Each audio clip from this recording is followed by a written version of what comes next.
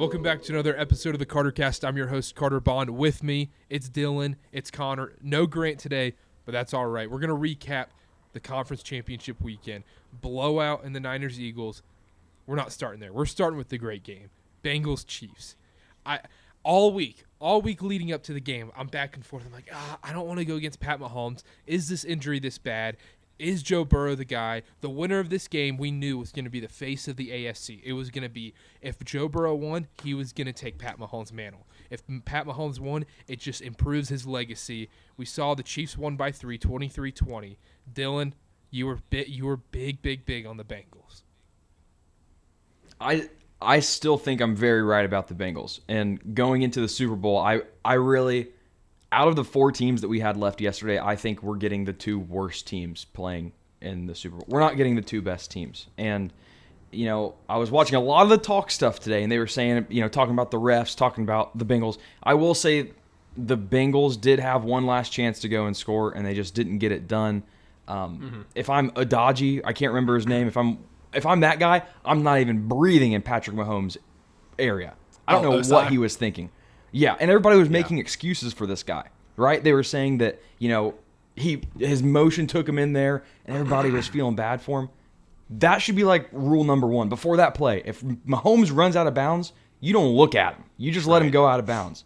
So, interesting game. I do think the Bengals are still a better team, but here we are. The Chiefs made it to the Super Bowl, and we'll see what happens. I heard some interesting takes. A couple of people at work today were talking about, if that's Kirk Cousins, if that's Daniel Jones, and he gets slammed out of bounds with 20 seconds left or 10 seconds left, whatever it is, they're not calling it. I would argue that's probably true. And they were like, Mahomes is the only one that gets that call. If that's Tom Brady, the guy gets suspended. So we can put that aside. But if it's Mahomes, I mean, I guess he's earned that right. But it was a late hit. Like, they're usually going to call that. Oh, yeah. But if you look at the circumstances of the game, like time and score and everything, maybe if it's a lesser-known quarterback, they don't call that. They just let it slide because there's 10 seconds left in this tie game. I don't know. Yeah, it was a late hit. Like, there's no other way to do it. It was. And if you're going to get mad at refs, the previous calls, like the Chiefs getting another third down or all that, like, that's where you get upset about. Like, I don't care if it's Kirk Cousins. I don't care who it was. They're going to call that. Like, they're going to call that call. He took one step out and he shoved them. Like, it is what it is. And it's the frustrating part is the refs made the right call, but it just stinks that's how the AFC championships decided. Because it was decided right there. And Dylan mentioned it too. If you're a Bengals fan, at the end of the day, you have to look at yourself in the mirror and say, we couldn't go. We had the ball. We had the chance. 2 minutes left. Yep. Joe Burrow, it was in our hands. Let's go win this game, get a field goal. They would have won, ran out of there. They would have been on a plane to Phoenix next week. But it is what it is now. Chiefs-Eagles, that's our Super Bowl. So, obviously, the first controversial call, the most controversial one, I think, was that the late hit. People were feeling bad for the defender or whatever. The second one is that third down you mentioned where they ran the play.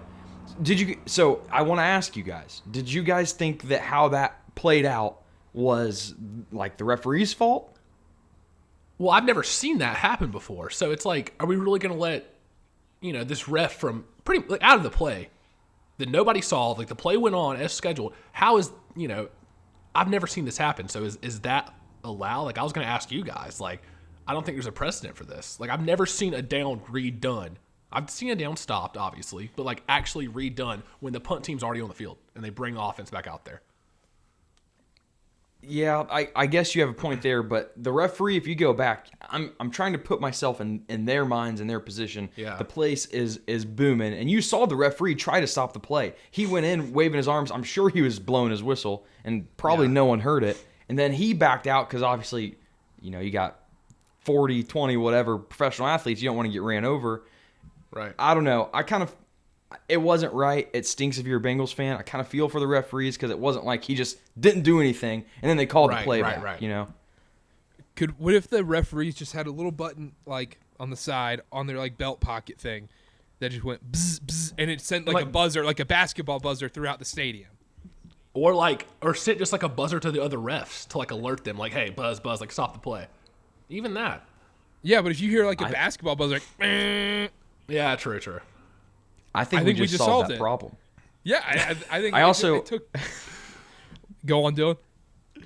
I just wanted to say real quick, I wanted to throw this in there for Abby because we watched the game together. We were talking about it beforehand. She does not like Patrick Mahomes. Doesn't have a real reason, but doesn't like Patrick Mahomes or his family. Which Jackson, I understand. Brittany, Well, there you go. yeah, you can go without that. What's wrong Didn't with know if Jackson any significant Mahomes? others. Huh? What's wrong with Jackson Mahomes? I'm not the one saying it. I don't know. Don't shoot the messenger. Don't shoot the messenger. Yeah. Oh my I don't gosh, like his no, I'm TikToks. playing. No. I don't like his TikToks or can how he understand. comments to every. I love Patrick Mahomes, man. He like this. I know Dylan last week was all Bengals, and clowning me for picking the Chiefs to be in the Super Bowl. They're here. There's a reason. You were wrong, but. You know what the reason was? Patrick Mahomes. Like it's so hard betting against this guy. It's no longer you can't bet against Brady. You can't bet against Patrick Mahomes. Well, if I you take a step back don't and know. go ahead, Dylan. Go ahead, Connor. Well, I was gonna say, if you take a step back and look at it, they've been to the AFC title game. What is it? The last 5 years? Is that what it is, or it's some ridiculous stat? Like they've been there, and Joe Burrow and them were just there last year. But other than that, I feel like everybody I know was on the Bengals, pretty much. Like, everybody I know was on the Bengals. Don't get it twisted, though, Carter. This Patrick Mahomes was not the guy that won the game for this team. It was that Chiefs defense. It was the fact that they could get through that banged-up offensive line and get to Burrow and make him make the short throws. Because the Bengals offense, if he had time, they were keeping up with the Chiefs. Like, they weren't falling behind. It was the fact that, for some reason, this is the week that right side of the line started to fall, and Joe Burrow got sacked at least 5 times. I don't know the number off the top of my head. But Mahomes, great, best quarterback in the league, but it wasn't on his back. It was that defense, Chris Jones and company. And we talked about it. Chris Jones hadn't had a playoff sack. Biggest one of his career. Yeah. He showed up. Anyhow, it's frustrating. Like, it just thinks how that game ended. I don't know about you guys, but when that game ended, how it did it feel weird? It did feel a little weird. Like you're like it was a close game. It was dramatic, sure, but it wasn't like one of those, oh my God, instant classics, Chiefs, Bills, overtime, whoever has the ball last wins. Like it kind of felt like there was drama, but it was kind of a little off. It felt anticlimactic. I was also I don't know why Zach Taylor didn't try to ice Bucker. They had one timeout left, and they couldn't run a play after the kickoff. So I don't know. Right. I don't know what was going on there, but you guys are right. It did feel like there were no timeouts leading up to it. There was no build up. It was just kind of the play where Patrick Mahomes got hit right into the field goal. Right. Well, there was also the time management at the end of the half by Zach Taylor also wasn't stellar. So that was kind of an all game thing. Yeah. And last thing I'll say on the Bengals, underrated thing that happened, Tyler Boyd going down, because they just started doubling the outside. They started doubling Jamar Chase, doubling T. Higgins, making Hayden Hurst and Trent Irwin, I think that's his name, beat them from the inside. And then, if the outside guys are covered, that gives them time to get to Joe Burrow, which they consistently did. The defense did step up. Both defenses, I thought, played pretty well. What really matters now, and like we'll touch a little bit on the Super Bowl. We'll do a huge preview next week. But like, if Pat Mahomes, like, is he actually healthy? Because he wasn't healthy in that game. Like, he was hurt. He couldn't move the same way. He couldn't throw the same way. He couldn't put that weight on his leg at certain times in that game. If he's not healthy going into the Super Bowl, like, it's going to be interesting. I'll just say that. But we said that going into this game too. I was on the Bengals too, but he was healthy enough. And Bengals I would say the Bengals and the Eagles are pretty comparable. That's true, but it won't be in Kansas City. It'll be in a neutral site, I think, is the big difference. If this game is anywhere outside of Kansas City, I think the Bengals do win. Yeah. Same circumstances. I don't know. I come away still thinking the Bengals are better. Well, I don't know if anybody's on that same boat with me, but if they play 10 times, I'm thinking the Bengals probably win 7. Yeah, and I think they took the whole. It wasn't even them. Like, really, the Burrowhead comments, like, it was just said once, but then everybody took off. Like, the media, everybody was blowing it up on talk shows and everything. I think that really, like, weirdly hurt them because, like, that really gave the Chiefs that motivation. Like, oh yeah, all right, screw it. Now we're the ones nobody believes in. They think it's Burrowhead because that was the Bengals' mantra for a while: is we're the underdogs. We got this chip on our shoulder. But then I think the Chiefs weirdly like gained that edge after those comments. And you saw Kelsey after the game couldn't wait. could not wait to spout it off of those comments. So Last thing I'll mention on this game is this the game that forces people to hate the Chiefs? Are the Chiefs now the team that everybody in the NFL goes, I can't stand the Chiefs, they're annoying. Pat Mahomes, he's all just so annoying, and Travis Kelce, he can be kind of a douchebag. Like, yeah, people are going to start saying that now. I mean, like that train happened with the Patriots, Kansas City. I feel like the fans, I mean, obviously like New England, people don't like Boston fans, but Kansas City, like, they're kind of annoying now. And that's why people were trying to do it last year with Patrick Mahomes' wife and Jackson Mahomes and everything. But now, like, after that AFC title game, if you're a Bengals fan, you despise that team. Well, they've been good for so long, and they've been there for so many years. So I feel like it starts to, like, wear on people. It's like, all right, I've had enough of this. Like, it was cool for the first couple of years, but now it's like, I feel like that happened with Brady too. I don't mind Patrick Mahomes. I think he's a great player. If I really didn't like the Chiefs, or I don't even know who their, I guess the Bills or who the in-division rival is, if I liked them, I would hate Patrick Mahomes the same way I hated Justin Fields and I hated every Ohio State quarterback. But after their whole little tirade yesterday after the game, Travis Kelce saying what he said, someone interrupting Mahomes saying something about Burrow, like, that to me is annoying when you won on a game-winning field goal. They're acting like Cincinnati came in and they just absolutely took care of them and there was no question about the game. It really took a 15-yard penalty for you guys to win that game. And they're going, you don't have the reason to act that way after the game if you don't blow them out. So I'm kind of with you. The Chiefs are getting old for me.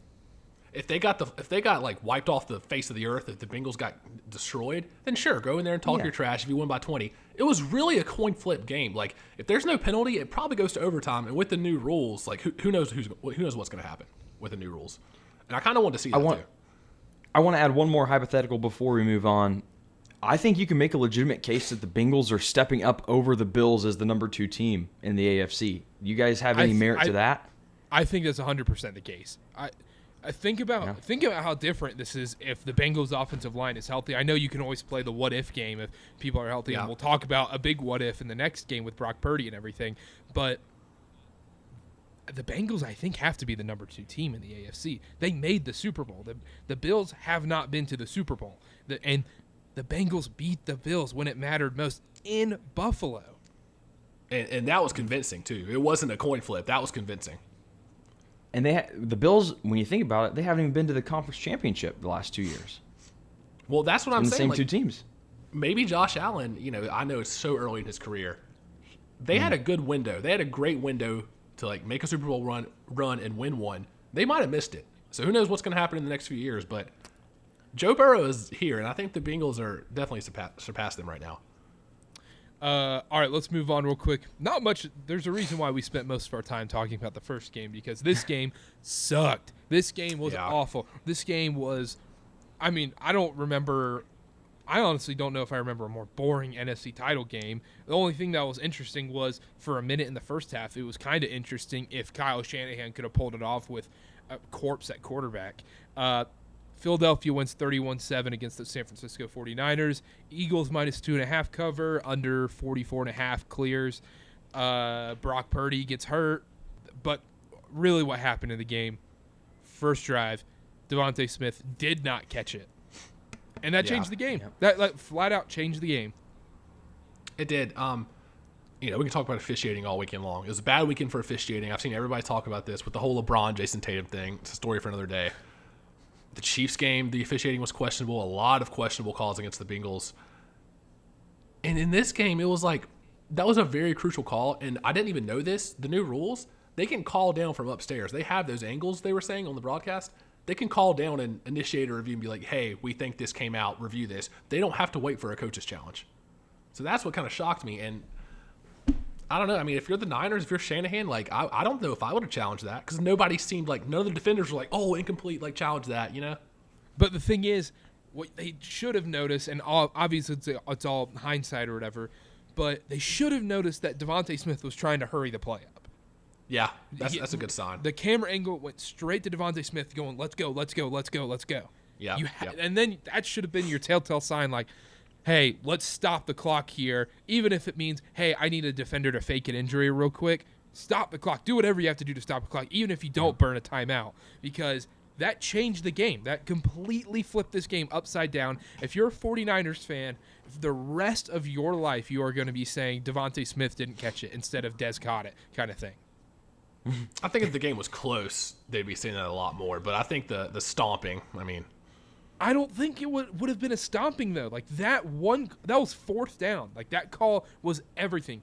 Eagles go up 7-0 and then have all this momentum riding now. That huge catch, the crowd is going bananas. And if Devontae Smith, they call that incomplete, the Niners have all the momentum and silence that Philly crowd. And Brock Purdy and that team get really comfortable. It was a tough game to watch, especially, I had San Francisco. That was when I first saw the catch, I thought it was a catch. I didn't know any better. Then they showed the replay, and it was like, oh, wow, that's not even remotely close.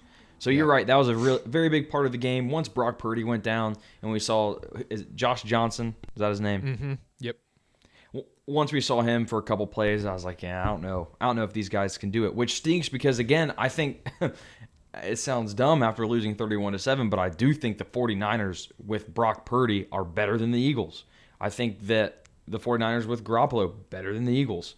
So, I don't know. Tough game for the 49ers, and I would be very, I don't know if mad's the right word, but dejected if I'm a 49ers fan. Because you had a chance, and it just kind of went away with the injury in the first quarter.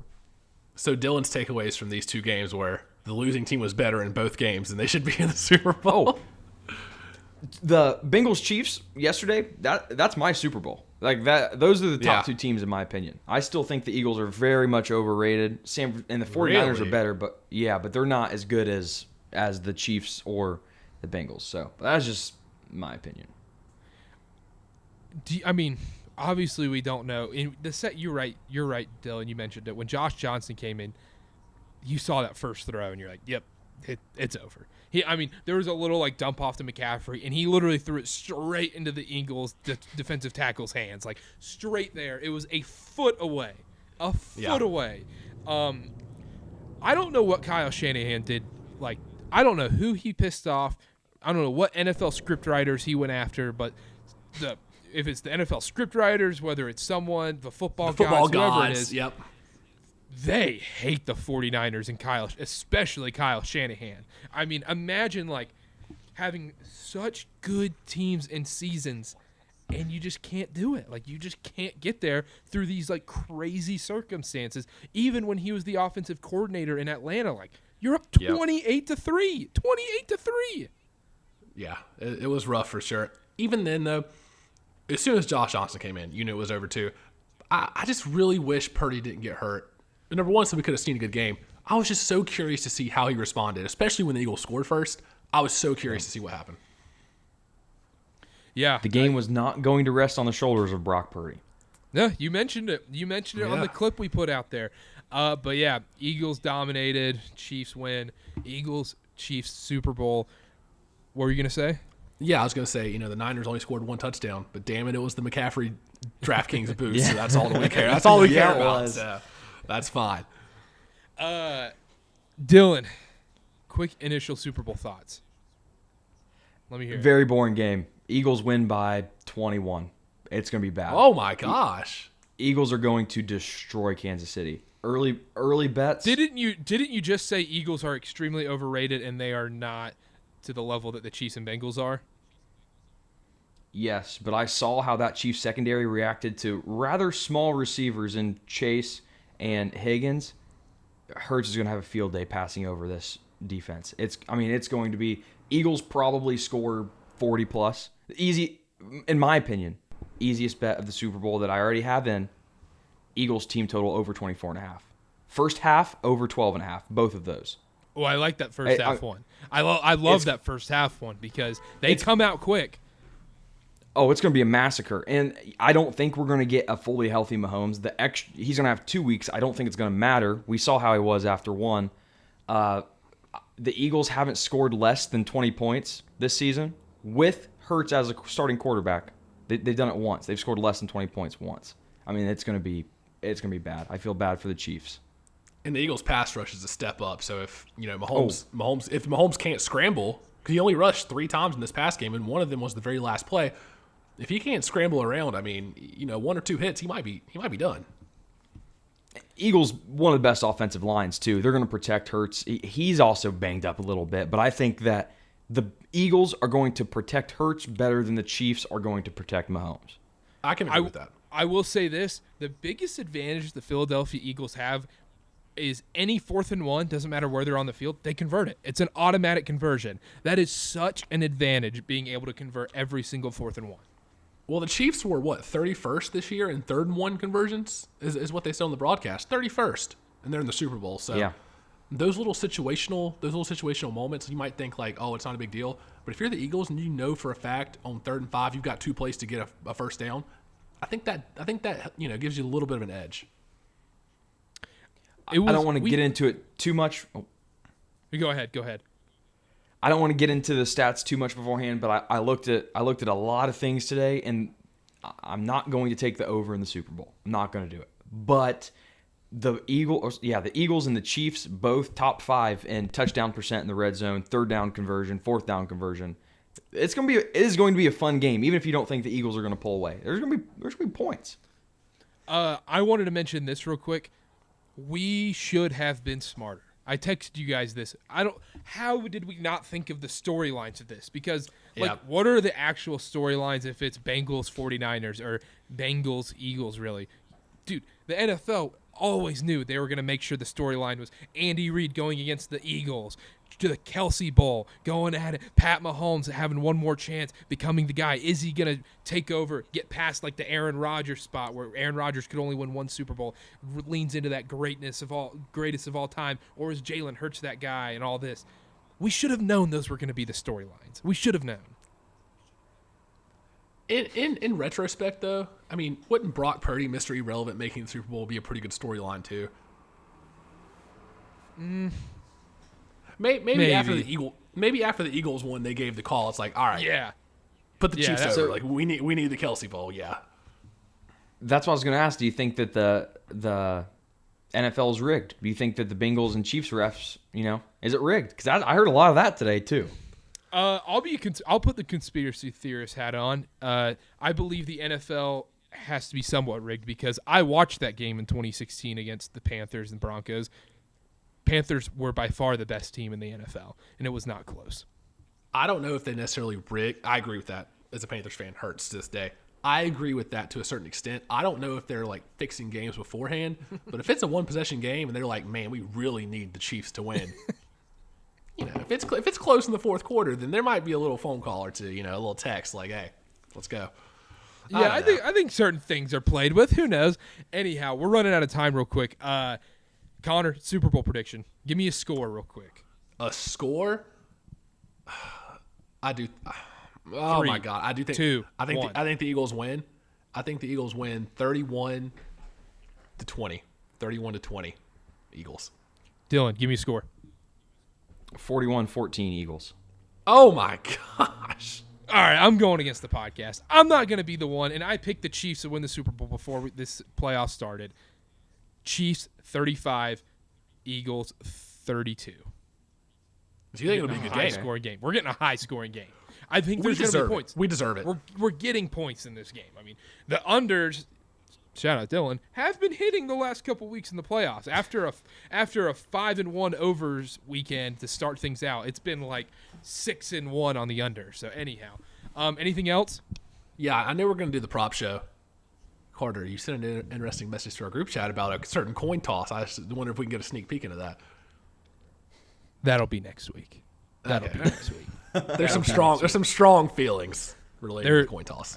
And I don't know what I'm going to say. I don't know what I have planned. I'm just going to let the spirit of the podcast guide me into a rant about a certain someone that may have flipped the coin toss that was a famous women's tennis player. Anyhow, I'm going to do my research beforehand. I have to find out who is flipping the coin, and then I can make my full assumption. But Tails is getting the early money for me. All right, let me see here. Do we have any? Also, real quick fat guy minute. Connor, that pizza you sent, I'll put it on the YouTube video real quick. If you're watching on YouTube or you're watching on Spotify, The pizza he sent in. This is a quick fat guy minute. I've never seen hornier, fatter texts in my life from everybody in my life. I sent that pizza out to a couple other people, and oh my gosh, that was one of the tastiest looking pizzas I've ever seen on a picture. Let me tell you, it lived up to expectations. I finished off the leftovers today. Wow. Oh my gosh, it was amazing. Great choice. I found the new spot. You stopped at the 5th slice. Actually, this was a large, so it was 12. I stopped after 6. and then dug in a little more today, yeah. Oh, that's perfect. All right, well, make sure to check out CarterCast.com. And if you haven't checked it out, we had Barstool Reegs, Bobby Regan from Barstool Sports on the CarterCast last week. Make sure to go check that out.